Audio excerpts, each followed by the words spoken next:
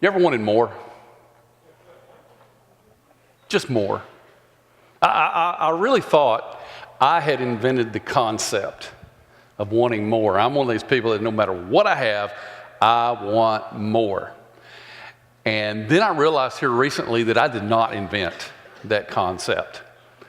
You got a car, you want it to do more, well, this is what you do. Oh, well, maybe you've got a dump truck. Well, that works too. Well, maybe all you have is a motorcycle.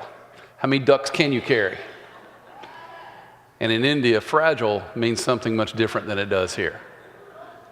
These are all people who had something, but they wanted more. More is an interesting concept. But neither they nor I invented more.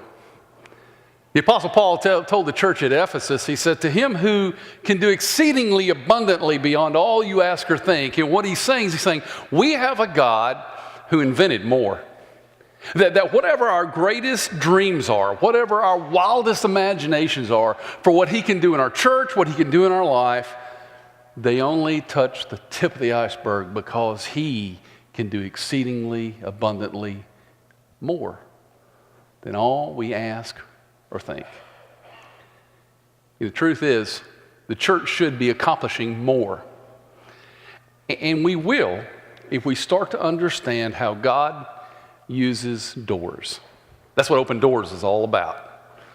Now, how many of you, when you were growing up, left a door open and your parents said this, one of your parents or both said, were you born in a barn? Go ahead, raise your hand. How many of us were born in barns? Now, when my mother asked that, I would always respond, no. And my dad, it was always, no, sir. I really wanted to tell my dad, if it's good enough for my Lord and Savior, why isn't it good enough for me? He was born in a barn. But doors have interesting and somewhat deep ramifications. If you're on the inside of the door, a door is there to keep things out. It's to provide security, safety, things like that. If you're on the inside of the door, a door may be something that keeps what you want in. The unity, the togetherness of a family. The door serves for that purpose. But if you're on the outside of the door represents something very different. On the outside of the door represents passage. It represents opportunity. It represents a change of scenery. And actually, that part of the door is what I want to talk about for just a few minutes today. Opportunity. The door, the open door, the opportunity. The Apostle Paul used this term, open door, and doors to represent opportunities on several occasions. He defines where they come from, and then he says how they happen. In Colossians chapter 4, verses 2 and 3, the Apostle Paul writes this, says, devote yourselves to prayer, keeping alert in it with an attitude of thankfulness and thanksgiving, praying at the same time for us as well, that God will open up to us a door for his word so that we may speak forth the mystery of Christ. And what he's saying is we want you to be prayerful. We want you to devote yourself to this. And please remember us so that God will open this door. See, it's God that opens these doors. It's God that presents these opportunities.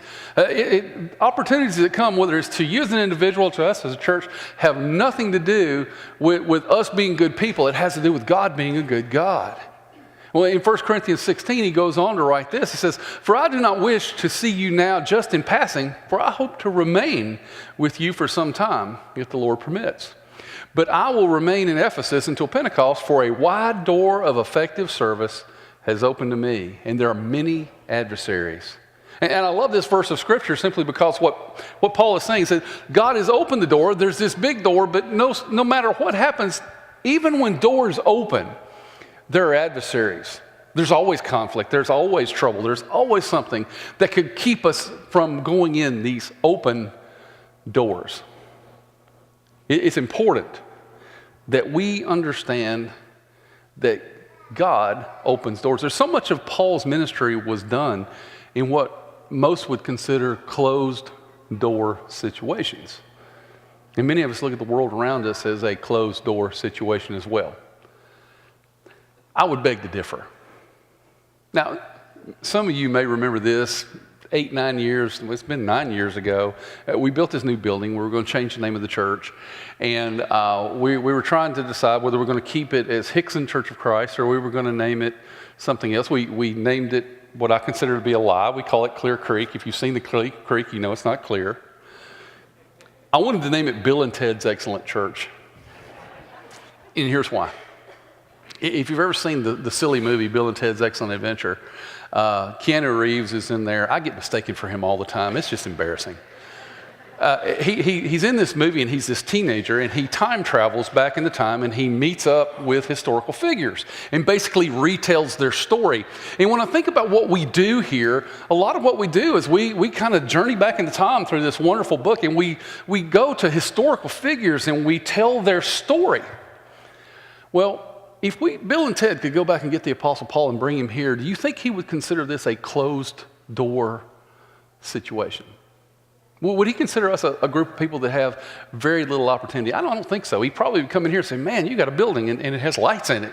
And you know what? There are no laws that will keep you from being a Christian. As a matter of fact, no one has been beaten in the streets in Hixson, and I don't know when, for being a Christian.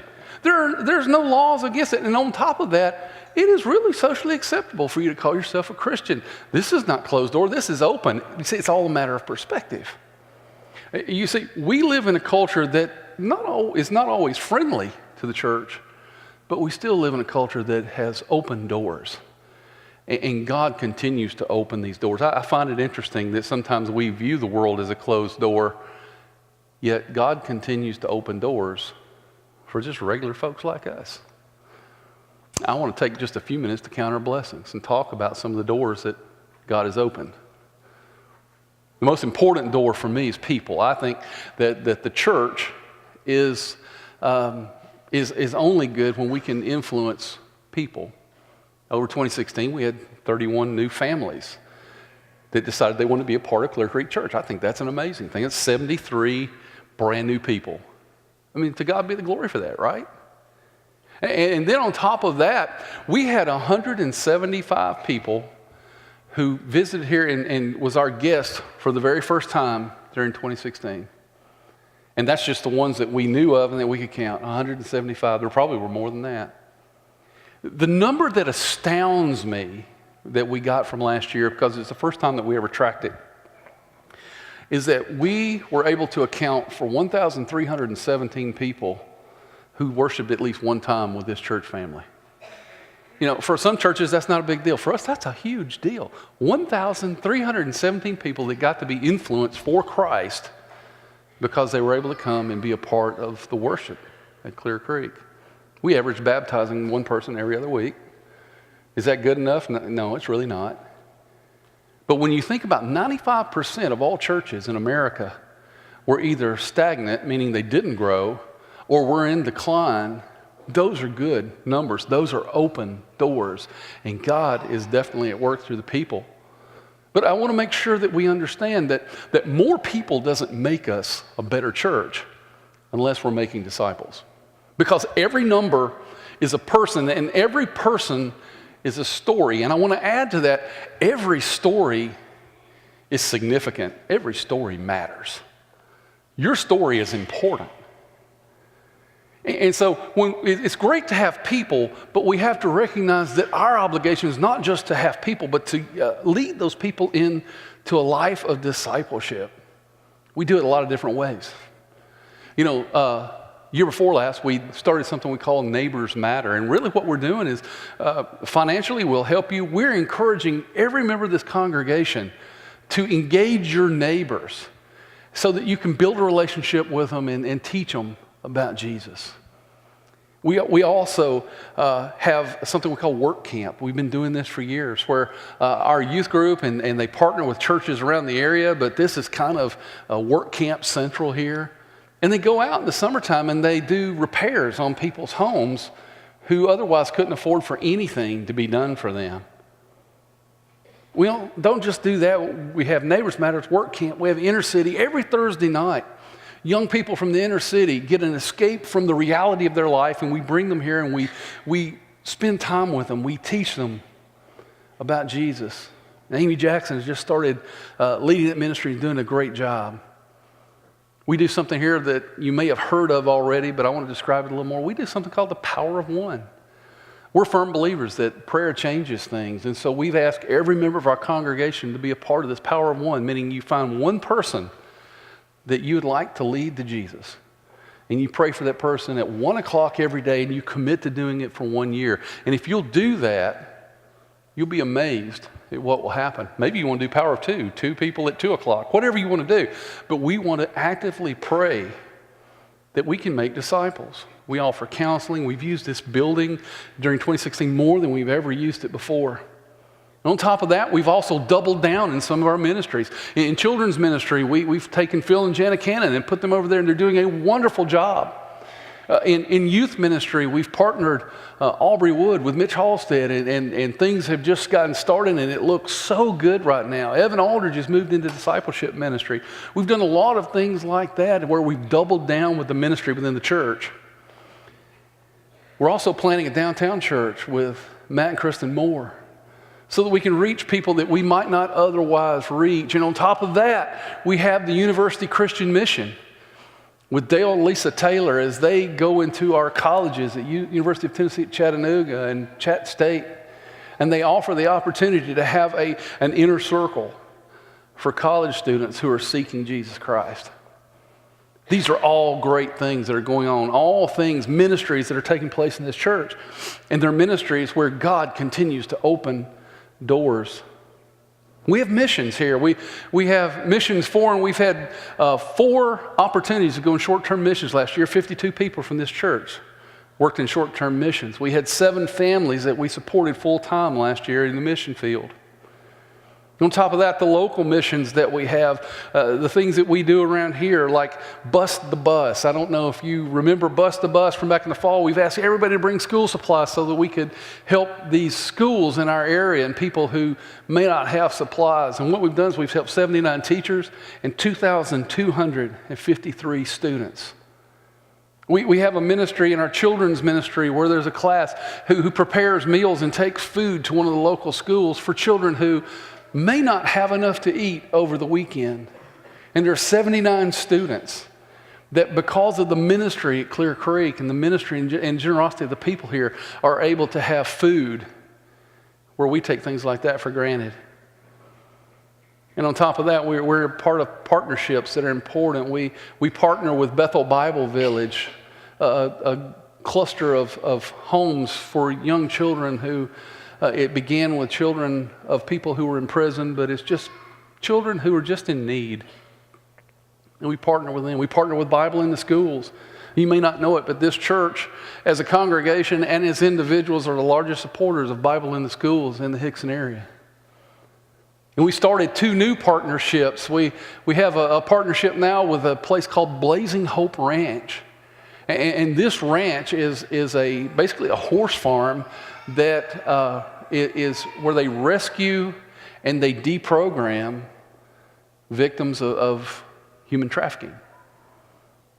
And we also are partnering with Cry for the Broken, which gives support and resources to prostitutes who would like to stop that way of life. And all of these things, and if you're part of the ministry here that I didn't mention, I apologize, these are just kind of a tip of the iceberg of what goes on with this church, but I just want you to see there's a lot of good things that are happening, and none of them are happening because we're good people. They're all happening because God is a good God, because He opened doors, and there was somebody who had the courage to walk in. And I guess I said all that to get to this point, and that is that we have to recognize that all churches have life cycles. You know, I quoted in the beginning from the book of Ephesians chapter 3. And Paul was talking to this church at Ephesus, telling them that God is a God of more. Church at Ephesus doesn't exist anymore. Jay read from the Revelation to a portion that was written to the church at Laodicea.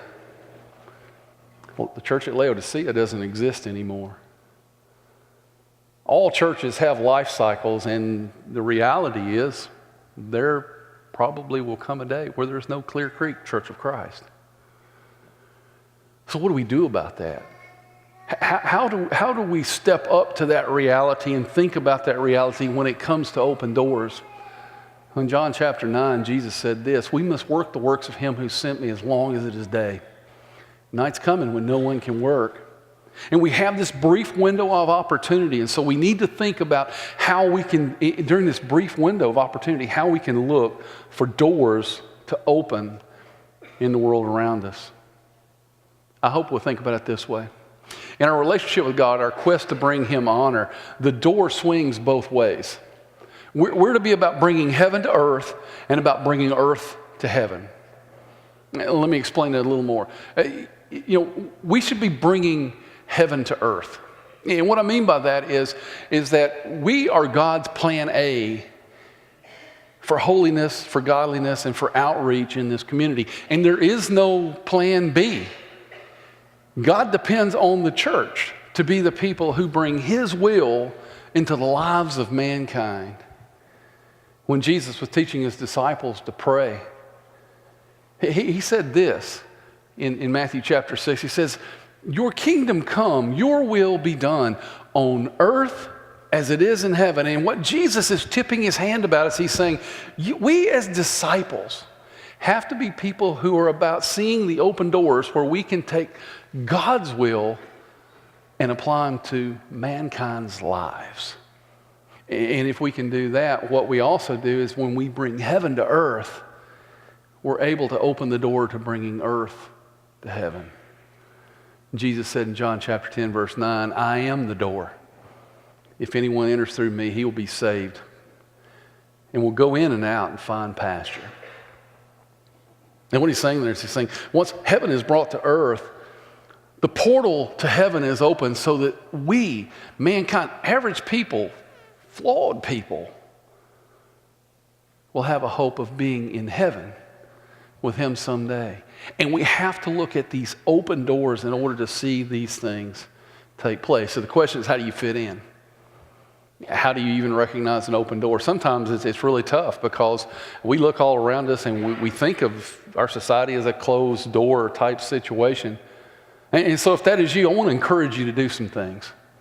I want you to look at where you think God is already working. You might want to start right here. But look at where God is already working and come alongside those people. Because I think there are three things that we should know that sometimes we forget when it comes to walking through open doors and seeing open doors.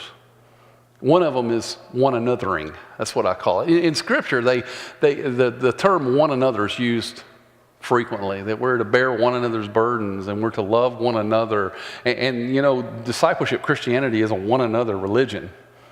And we should be all out about one anothering. We should be the best neighbors our neighbors ever had. Why? Because when you're the best neighbor your neighbor ever had, eventually that door is going to open and you're going to get to tell them why you're the best neighbor they ever had. Or maybe you need to connect to people here and serve with people here. You should be in a small group. We have small groups that meet all over the place at all kinds of different times. And it's a way that you can get together with people and get to know them on a deeper level and one another with these people. Or maybe your one anothering should be something like pouring yourself into the life of another person. My children are grown, and they can still tell you some of the people who taught them in children's ministry. Why? Because those people poured their lives into my two kids, and I'm very grateful for that. But in order to really pour ourselves into the lives of others, we have to stop volunteering and we have to start serving, because those are two totally different things. Someday, if you're willing to be a servant, there may be some grown person that says, I knew Jesus because I knew Paul, or I knew Jesus because I knew Jim, or I knew Jesus because I knew Jay. We need to be people who truly one another through our service. And we don't do it because of what we're going to get out of it, because we're going to be obedient to God and serve. We should be one another, and we should be reaching. You've heard me say that Clear Creek Church only does one thing. We find people who don't know Jesus and we lead them into a life-changing relationship with Him. We should be looking for open doors so that we can lead others to Christ. In Luke chapter 15, in this great parable, Jesus says this. He says, what man among you, if he has 100 sheep and has lost one of them, does not leave the 99 in the open pasture and go after the one which was lost until he finds it? And then look what he says next. And when he's found it, he lays it on his shoulders, rejoicing. When he comes home, he calls together his friends and his neighbors, saying to them, rejoice with me, for I have found sheep that was lost. We should be about seeking and finding, rescuing these lost sheep. And sometimes to do that, we have to ignore the sheep that are back home that are saying, what about me? We should be reaching. We should be one anothering. And this last part, we should be giving. We should be people that give of our financial means. You're going to hear me talk about it more later in the year. But I think sometimes we have this backwards. We think about our giving backwards. We think sometimes that we should give because good things are going on.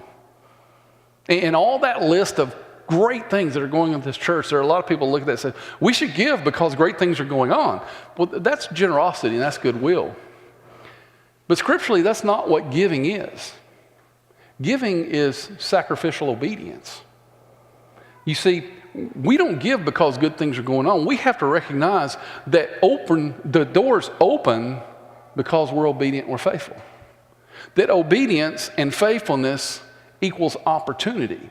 And all of those things that I've talked about already, they didn't happen before people gave. They happened because people were obedient and they were faithful.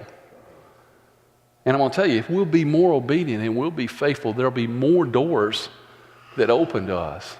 You see, giving's not a transaction like most millennials will tell you. We think that giving means that we're purchasing something. We're going to get something in return, whether it's a good feeling about who we are or maybe it's something else. But that's not what it's about here.